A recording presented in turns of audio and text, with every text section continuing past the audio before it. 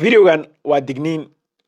Soomaaliya isna gaarsiiya waa video ku saabsan nin oday ah oo ka soo jeeda galbeedka Afrika arrin ku dhacday oo qiso ah oo dadka la wadaagay ayaan rabaa insha Allah taala maadaama isaga English uu ku hadlayay in aan annagana af Soomaaliyeysano oo aan ka dhigano digniin ku socota ama ay ka faa'iidi karaan dad badan oo Soomaaliyeed digniintana waxa uu ku sheegay ninkan in la iska ilaaliyo dadka marka aad diyaaradda saaran tahay oo aad isku kursiga waliba aad fadhidaan oo aad isgarab fadhidaan in si gooniya dadka hadalka badan oo iska dhigaayo in ay saaxiib kula yihiin inay hore ku yaqaaneen oo very friendly people ka ah dadkaas in la iska ilaaliyo ayuu ku sheegay waxa uu soo qaatay tusaale isaga ku dhacday dhibaato isaga ku dhacday ayuu soo qaatay isaga oo u dhoofaya dalkiisii West Africa ayaa waxa uu la kulmay diyaaradda Emirates saaran oo ay diyaaradana transit ay ku ahayd Dubai ayaa waxa uu sheegay in maamo kursiga isla fadhiyeen ag fadhiday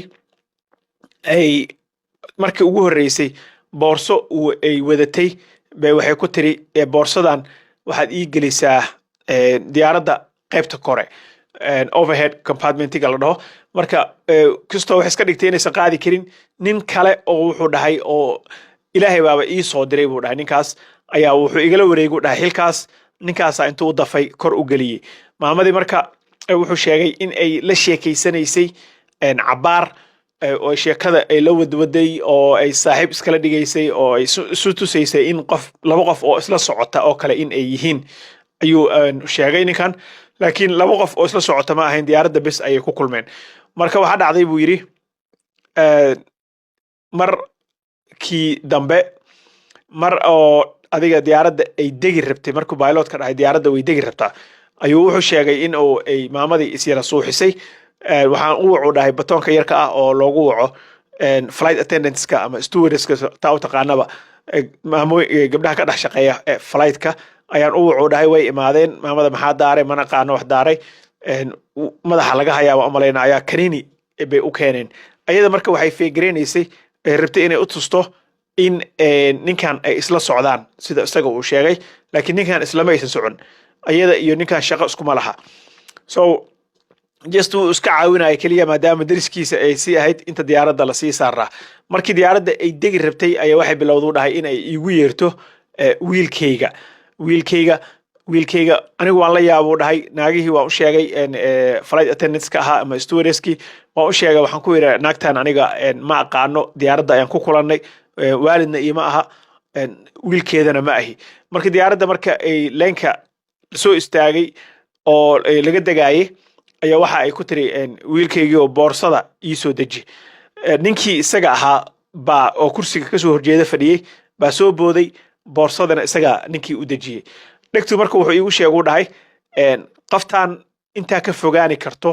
ka fogow ninka marka waxa laga yaabaa inuu nin haweeneydan ku daba jiray in uu yahay baa laga yaabaa laakiin wuxuu iigu sheegay dhahay dhegta markii horena boorsada isaga u saaray markii dambana isaga u soo dejiyay farhaas ku saaran uu dhahay boorsadaas gabadha haweeneydana inta ka fogaani karto ka fogow ayuu dhahay so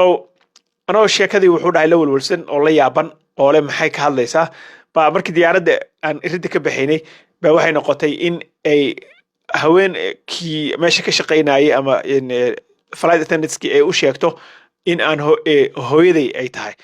aniga wuxuu dhahay waan u sheegay si cad qoftaan hooyaday ma aha isma naqaano diyaaraddan ku kulannay waxay damacday inay ilaa ka dhigto inaan isla soconnay oo kale adiga waxaa dhacdo dhahay waan shakiyey anteenooyinkan taagtay waan walwalay waxaan is dhahay maxaa qaldan naagtan maxay ahayd xagee lagaaga soo diray waxa kan wuxuu dhahay mar alaale markii aan diyaaradda iridda ka baxaynay maamadii waa la qabtay katiinad baa lagu taagay waa la xiray iyadii anigana waa laga daba xiray labadeenaba waxaana la geeyay dhahay qol halkana waxa ay u sheegtay inaan isla soconnay arrimaheedana aan wax ka ogahay aniga waxaan u sheegay buu yiri in aan arrimaheedana waxba ka ogeyn waxaan ay akhrinayso maamadana aan shaqo ku lahayn adiga waxa la dhahay waxay tiri ninkan waa wiilkaygii bay soo maarta iska soo goysayba waxa marka dhacdo dhahay maamadii anigii waa lay qabtuu dhahay baasaboorkiyaa laga qaaday waa lay katiinadeeyey halkaasaa lay dhigay wuxuu dhahay marka maamadii baa waxay tiri waxaa lagu dhahay haddii wiilkaaga uu yahay ninkan magacii ilaahay amarkiis wuxuu dhahay intii aan isla soconay oo aan sheekaysanayni magacayga kan first name kan uma sheegin last name uma sheegin middle name ma sheegin u dhahay so magacayga dhan ma taqaano way garan weysay meeshaas waxaa ka caddaatay inaan isla soconin haddana ha ahaatee waxa ay baxar igu gelin laheed u dhahay haddaan boorsada u saari lahaa faraha layga qaado u dhahay waa la dhaastgareeyey waxaa haddana boorsadii baa la dhaastgareeyey oo farihii iyo wixii ku jiray iyo wixii dhan baa la fiiriyey macnaha qofkii taabtay iyo qofkii qaaday iyo waxaas so haddaan u saari lahaa u dhahay waxaa farihigaa ka soo bixi lahaa dhibaatana waan geli lahaa maamadaasna waxay caddayn kari lahayd in aan isla soconay buu ninkaas sheegay marka wuxuu dhahay waxaa la ogaaday in boorsadan ay ku waday alaab kontrabaan ah oo aan la ogolayn in ay ku dhex waday ayaa la ogaaday dee markii la ogaaday ayadii unbaa lala haray la xiray anigana waa laysii daayey marka waxa aan ujeedada aan u soo daayay sheekadan ayaa waxa ay tahay iyadoo English ah waa kana ninka odayga ah waan idin daari karaa laakiin waan Soomaaliyeysanaynaa si aan u wada fahanno dad fara badanna ay uga faa'iidaan marka sheekadan waxaan u soo qaatay oo way soo jiidatay way aad iyo aad bay ii soo jiidatay waxaan u soo qaatay arrinkan uu nagu dhacaa maalin kasto qof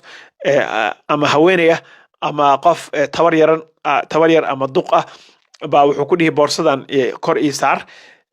hadda wuxuu dhahay marka iska ilaaliya dadka noocaas ah wuxuu sheegay in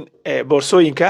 qofka haddii uu boorsada ay ku culus tahay flight attendant-ga ha u yeerto laakiin adiga Soomaali anaga suufiyaal baan iska nahay dad iska qalbi jilicsan oo haddaan aragno qof si ah dad ku degdega oo aad u gacan fudud baan u badannahay because aniga waa arkay dad fara badanna waan arkay tusaale ahaan baan soo qaadanaya marka dadka diyaaradda kula raacayo oo saaxiibadaas kala kaa dhigaayo oo isu kaa dejinayo qaftaas inay ninkaas baxar geliso way ku tala gashay laakiin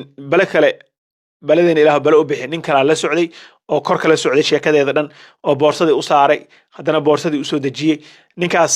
baa ninkaana u sheegay oo dhahay boorsadaasna isku taabanin naagtan intaa ka fogaan karto ka fogow marka sheekaasaan rabay insha allahu tacaala inaan idinla wadaago isgaarsiiya Soomaali fara badan insha allah wasalaamu calaykum waraxmatullaahi wabarakaatu